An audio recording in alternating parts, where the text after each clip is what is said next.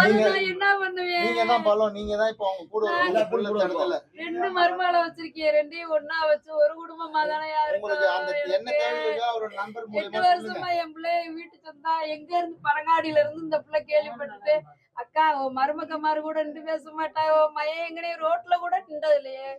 இந்த இடத்துல நான் ஒரு அசிங்கமா பேச நீங்க சொல்லுங்க. நான் பேசுறேன். உங்க புள்ளைய பத்தி தப்பு தப்பா வெளிய அது பேசுறாங்க. சொல்லுங்க. சொல்றேன் பூரா மனுஷ மக்களோட பிறந்தவனா இருக்க மாட்டேன். தயவு செய்து தமிழ்நாட்டுல நாங்க நாங்க நொந்து போய் நிக்கிறோம்டா சாமிகளா.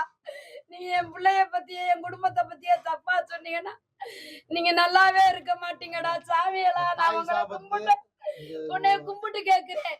என் பேரங்க மூஞ்சிய பார்த்து நேத்து நான் வீடியோ போட்டேன் என் Facebookல என் பேரனை போட சொல்லி. அத பார்த்துவேன் ஜென்மாந்தரத்துக்கு எங்களை பேசாத. எந்த இதுக்கும் நான் அவன் கட்சி சார்புக்குள்ள கூட போகலடா.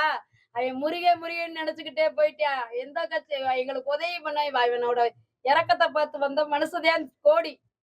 அவனுக்கு கட்சியோ அவனுக்கு எந்த இதுலயும் சரிம்மா, நாங்க கெட்டது பேசுறவன விட்டுருங்க. நல்லது பேச நீ நிறைய நல்ல பேர் இருக்கோம். நாங்க நல்லது பாருங்க. செய்யுங்க, நல்லதா பேசுங்க. நாங்கலாம் ஒரு இருக்கோம். மனுஷனுக்கு நல்லது நினைங்க. அவன் வீடு உன்னை வெந்து போச்சு. அந்த குடும்பத்துக்கு நல்லது நினை. நீ நல்லா இருப்ப.